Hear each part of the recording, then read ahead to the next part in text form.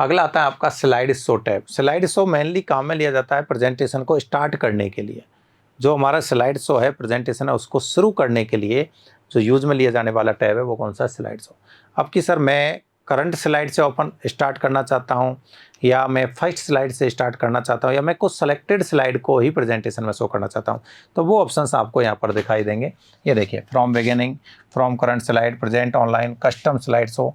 इसमें भी आप सेटअप स्लाइड शो है, हाइड भी रख सकते हो, रिहर्सल टाइमिंग सेट कर सकते हो, नरेशन भी सेट कर सकते हो, रिकॉर्डिंग भी कर सकते हैं। तो एक एक ऑप्शन देखिएगा। फ्रॉम बिगिनिंग, नाम से पता चल रहा है बिगिनिंग यानी फर्स्ट स्लाइड से, पहली स्लाइड से स्लाइड शो शुरू करता है। इसके लिए आप शॉर्ट की भी यूज कर सकते हैं, F5। कौन सी? F5, ठीक है।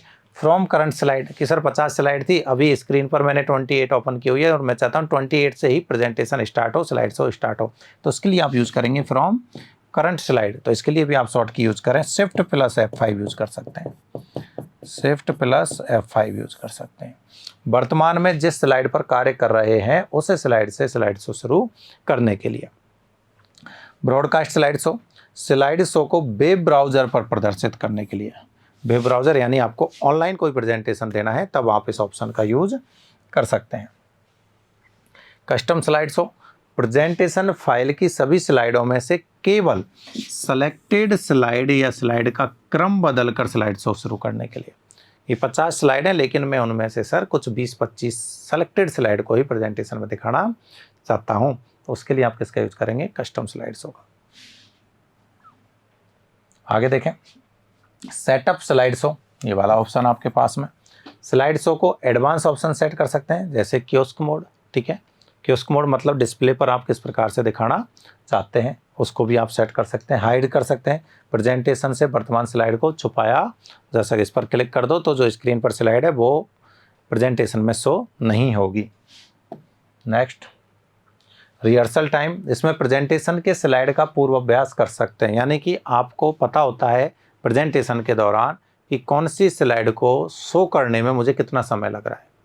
एक स्लाइड है, ये भी हो सकती है कि उसे आप 2 मिनट में कंप्लीट डिस्क्रिप्शन के साथ समझा सकते हैं।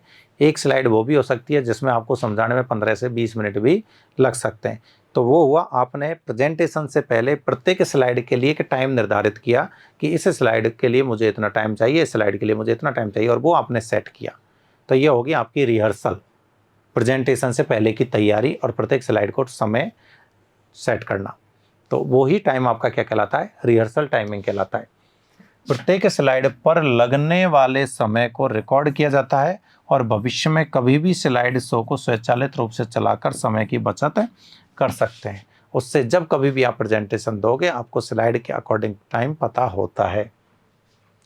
रिकॉर्ड स्लाइड शो, रिकॉर्डिंग शुरू करने या रिकॉर्ड किए गए समय को हटाने के लिए इस कमांड का प्रयोग किया जाता है। आप तो रिकॉर्डिंग भी कर सकते हैं, जो प्रेजेंटेशन आप देना चाह रहे हैं या दे रहे हैं उसकी रिकॉर्डिंग भी होगी एक वीडियो के रूप में, आप चाहे उसे यहीं से कैंसिल भी कर सकते हैं।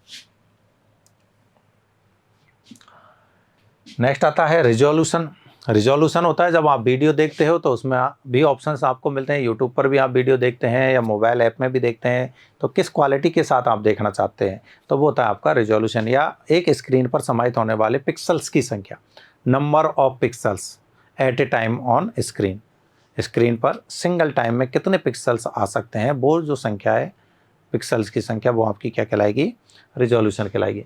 फुल स्क्रीन पर स्लाइड शो को प्रदर्शित करने के लिए रिजोल्यूशन निर्धारित किया जाता है। ज़्यादातर 1024x768 रिजोल्यूशन का प्रयोग किया जाता है। तो ये तो आजकल HD, फुल HD वाले ऑप्शंस भी आने लगे हैं। यूज प्रेजेंटर व्यू, इसका उपयोग करके कंप्यूटर पर स्पीकर नोट्स के साथ स्लाइड को बेहतरीन तरीके से प्रदर्शित किया जा सकता है। क्या होता है, हमारे एक नोट्स होते हैं जिनको हम बोलते हैं स्पीकर नोट्स, कि स्लाइड तो प्रेजेंटेशन वालों को या जो भी ऑडियंस है उसको दिखाई देगी, लेकिन उसके जो नोट्स होते हैं उनकी हेल्प के साथ में आप उनको रीड आउट करते हुए डिटेल डिस्क्रिप्शन के साथ एक अच्छा बेहतरीन प्रेजेंटेशन दे सकते हैं। जिसकी सहायता ले रहे हैं यहाँ पर, ये नाम याद रखना, स्पीकर नोट्स के माध्यम से। स्पेलिंग और ग्रामर, तो ये भी हमारे सेम रिव्यू टैब की वही प्रूफिंग वाला ऑप्शंस हैं। इसके द्वारा स्लाइड में स्पेलिंग और ग्रामर मिस्टेक्स की जांच की जा सकती है। वही सेम रहेगा कि स्पेलिंग एरर है तो रेड लाइन आपको शो करेगी, और यदि ग्रामर मिस्टेक्स है तो ग्रीन लाइन आपको शो करेगी। और शॉर्ट की भी वही है हमारे पास F7। क्या है शॉर्ट की इसके लिए? F7, जो MS वर्ड में थी सेम उसी के समान है। नेक्स्ट है रिसर्च। यह किसी शब्द से संबंधित कंटेंट बताता है जो डिक्शनरी व इंसाइक्लोपीडिया में हो। तो ये भी आपका MS वर्ड में कॉमन ऑप्शन है, वहाँ भी आप कर सकते हैं और यहाँ भी कर सकते हैं। डिक्शनरी से रिलेटेड कि एक शब्द के बारे में ज़्यादा से ज़्यादा सूचना आप रिसर्च कर पाएँ। थेसोरस, तो ये भी सिमिलर वर्ड के लिए, समानार्थी शब्द, सिनोनियम शब्दों के लिए। ट्रांसलेट, एक लैंग्वेज से दूसरी लैंग्वेज में अनुवाद करने के लिए। तो ये सारे हमारे रिव्यू टैब के ऑप्शंस हैं, प्रूफिंग के ऑप्शंस हैं। न्यू कमेंट, किसी शब्द, लाइन या पैराग्राफ के संदर्भ में कोई अतिरिक्त सूचना आपको यदि लिखनी हो तो इस कमांड का आप उपयोग कर सकते हैं। तो ये भी हमारा किस में कॉमन है? MS वर्ड में कॉमन है, वहाँ भी आपको मिलेगा न्यू कमेंट। और ये भी मैंने आपको बताया था इंसर्ट टैब में भी मिलता है वर्ड में, और ये रिव्यू टैब, दोनों में ऑप्शंस में देखने को मिलता है। ये हमारी व्यू टैब आती है। व्यू टैब में हमारे पास दो प्रकार के व्यू होंगे, एक तो प्रेजेंटेशन व्यू और एक master view. Presentation view presentation को स्टार्ट करने के लिए, उस पर काम करने के लिए होते हैं। मास्टर व्यू में लेआउट को भी आप बदल सकते हो। ये देखिए पहला व्यू कौन सा है? ये है हमारे प्रेजेंटेशन व्यू सबसे पहले, और ये है आपके मास्टर व्यू। दो प्रकार के हो गए सीधा सा। पावर पॉइंट में कितने प्रकार के व्यू हैं? दो प्रकार के। नंबर 1 प्रेजेंटेशन व्यू, दो टाइप्स हो गए, और एक मास्टर व्यू। डिफ़ॉल्ट बोले तो कौन सा होता है? नॉर्मल। डिफ़ॉल्ट कौन सा होता है यहाँ पर? नॉर्मल। जैसे कि वर्ड में था प्रिंट लेआउट। क्या था? Print layout. एक्सेल में भी नॉर्मल होता है, वर्ड पावर पॉइंट में भी नॉर्मल होता है। अब नॉर्मल में हम सारा काम करते हैं, जो कुछ भी डेटा एंट्री कर रहे हैं, स्लाइड बना रहे हैं, कुछ भी कर रहे हैं, वो हमेशा कौन से व्यू में करते हैं? नॉर्मल में। इसमें प्रेजेंटेशन की सभी स्लाइड को सामान्य रूप में प्रदर्शित किया जाता है। तो जो भी वर्क करते हैं वो हमेशा ध्यान रखना किस में कर रहे हैं? आपके नॉर्मल व्यू में। नेक्स्ट आता है आपका स्लाइड सॉर्टर। स्लाइड को व्यवस्थित करने के लिए प्रयोग किया जाता है। अब इसमें आप सीक्वेंस चेंज कर सकते हो, सारी स्लाइडें एक साथ दिखाई देंगी इस टाइप से। देखो ये है एक स्लाइड, दो स्लाइड, ये मान लीजिए मेरी स्लाइड है। तो इन स्लाइडों का आप सीक्वेंस चेंज कर सकते हो। मल्टीपल स्लाइड है, सभी स्लाइडों को एक साथ शो करने के लिए और उनके सीक्वेंस को चेंज करने के लिए हम किसका यूज करेंगे? स्लाइड सॉर्टर का। ठीक है, छोटे रूप में प्रदर्शित होती है। ये रहा, ये आपका स्लाइड सॉर्टर व्यू है। नेक्स्ट आता है आपका नोट्स पेज व्यू। ये वाला, ये नोट्स पेज व्यू है। देखिए इसमें ऊपर तो आपको दिखाई दे रही है स्लाइड और नीचे दिखाई देंगे स्लाइड के नोट्स। इसके द्वारा स्पीकर, जिनको नाम दिया था हमने स्पीकर नोट्स, को संपादित किया जा सकता है, नोट्स पेज को देखा जा सकता है। यानी यहाँ पर आप इन नोट्स को बना भी सकते हो, एडिट भी कर सकते हो और एक साथ देख भी सकते हो कि ऊपर स्लाइड अलग दिखेगी और नीचे नोट्सों में हम कुछ भी चेंजेज कर सकते हैं, जो हमारी मदद करते हैं, हमारी हेल्प करते हैं। किसकी? स्पीकर की हेल्प करते हैं, जो प्रेजेंटेशन देने वाला है उसकी हेल्प करते हैं, ऑडियंस को नहीं दिखाई देते हैं। ये ध्यान रहे विशेष कि जो स्पीकर नोट्स होते हैं ये स्पीकर यानी प्रेजेंटर की हेल्प के लिए होते हैं, ऑडियंस के लिए इनका कोई रोल नहीं होता है। रीडिंग व्यू, ये प्रेजेंटेशन की स्लाइड को विंडो स्क्रीन के बराबर प्रदर्शित कर देते हैं। हम कह सकते हैं फुल स्क्रीन व्यू के लिए, कि आपकी जो स्लाइड है आपकी पूरी स्क्रीन पर दिखाई दे, उसके लिए हम किसका यूज करते हैं? रीडिंग व्यू का। ये रहा। तो ये होते हैं आपके प्रेजेंटेशन व्यू। नेक्स्ट आते हैं आपके मास्टर व्यू। मास्टर व्यू में आपके पास 3 ऑप्शन है, स्लाइड मास्टर, हैंडआउट मास्टर और नोट्स मास्टर। अब स्लाइड मास्टर की यदि हम बात करें तो इसके प्रयोग के द्वारा सभी स्लाइडों में एक साथ चेंजेस किया जा सकता है। यानी ओवरऑल डिज़ाइन को कंट्रोल करना हो या चेंज करना हो तो हम किसका यूज करेंगे? स्लाइड मास्टर का यूज करेंगे। इस टाइप से देखो कि एक ही स्लाइड में हम कोई चेंज करें वो इससे जुड़ी हुई सभी स्लाइडों में हो जाएगा। प्रेजेंटेशन में मान लीजिए बहुत सारी स्लाइड है, तो मैं सिर्फ ये मेरी एक स्लाइड है जिसको मैंने नाम दे दिया मास्टर स्लाइड। क्या नाम दिया? Master slide. जो चेंज मैं इस स्लाइड में करूँगा, चाहे वो इसके कलर में, चाहे फॉन्ट डिज़ाइन में, फॉन्ट इफेक्ट में या इसकी थीम में, किसी भी प्रकार का मैं चेंज करूँगा वो इन सभी स्लाइडों पर लागू होगा। तो एक ऐसी स्लाइड जिसके माध्यम से हम प्रेजेंटेशन की कंप्लीट डिज़ाइन को कंट्रोल कर सकते हैं, कंप्लीट डिज़ाइन में को नियंत्रित कर सकते हैं या बदल सकते हैं, वो क्या कहलाती है? आपकी मास्टर स्लाइड कहलाती है। और ये मास्टर स्लाइड किसके द्वारा इंसर्ट होती है? कहाँ से इंसर्ट होती है? तो स्लाइड मास्टर नाम के व्यू से, स्लाइड मास्टर नामक व्यू से इंसर्ट होती है। हैंड आउट मास्टर, तो हैंड आउट मास्टर यूज में लिया जाता है जब हमें स्लाइडों का प्रिंट देना हो। कि एक साथ मुझे सर स्लाइडों का क्या करना है, प्रिंट देना है, तब हम यूज़ करेंगे किसका, हैंड आउट का। इसके द्वारा हैंड आउट के डिज़ाइन व लेआउट को बदला जाता है। स्लाइड को प्रिंट करना हैंड आउट कहलाता है। उनका जो प्रिंट आउट है उसी को हम हैंड आउट बोल देते हैं। अब कि सर डिफ़ॉल्ट रूप से कितनी स्लाइडें प्रिंट होती हैं, तो ध्यान रखना 6। डिफ़ॉल्ट रूप से हमेशा 6 स्लाइड प्रिंट हो सकती हैं। एक पेज की बात है, सिंगल पेज पर डिफ़ॉल्ट रूप से 6 स्लाइड प्रिंट होती हैं। मैक्सिमम की जब बात आती है तो हम 9 कर सकते हैं। मैक्सिमम 9 स्लाइडें एक साथ प्रिंट की जा सकती हैं। डिफ़ॉल्ट रूप से हमेशा ध्यान रखना है 6 होती हैं। कितनी नहीं होती तो एक सीक्वेंस याद रखना है, हम एक पेज पर 1 कर सकते हैं, 2 कर सकते हैं, 3 कर सकते हैं, 4 और 6 और 9। अब एक पेज पर हम 5 नहीं कर सकते, एक पेज पर हम 7 स्लाइड प्रिंट नहीं कर सकते, एक पेज पर हम 8 स्लाइड प्रिंट नहीं कर सकते। ये नंबर याद रख लेना। डिफ़ॉल्ट 6 प्रिंट होती है, मैक्सिमम 9 प्रिंट हो सकती है। नोट्स मास्टर की यदि बात करें तो इसके द्वारा स्लाइड में नोट्स जोड़ सकते हैं। इसे स्पीकर नोट्स भी कहा जाता है। तो नोट्स का प्रयोग स्लाइड को समझाने के लिए किया जाता है। ये रहा आपका नोट्स मास्टर। स्लाइड के साथ साथ स्लाइड के नोट्स भी हम ऐड कर देंगे और जिनको स्पीकर यूज कर लेगा।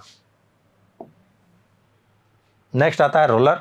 तो रोलर बार को शो हाइड करता है। ये चेक बॉक्स है, इस पर क्लिक करेंगे तो रोलर दिखाई देगा स्केल, और यदि इससे अनक्लिक कर देंगे तो वो हमें दिखाई नहीं देगा। रोलर बार का प्रयोग मार्जिन निर्धारित करने के लिए किया जाता है। तो हमने ऑलरेडी एमएस वर्ड में पढ़ा हुआ है कि रोलर के द्वारा इंडेंट भी सेट किया जा सकता है और मार्जिन को भी सेट किया जा सकता है।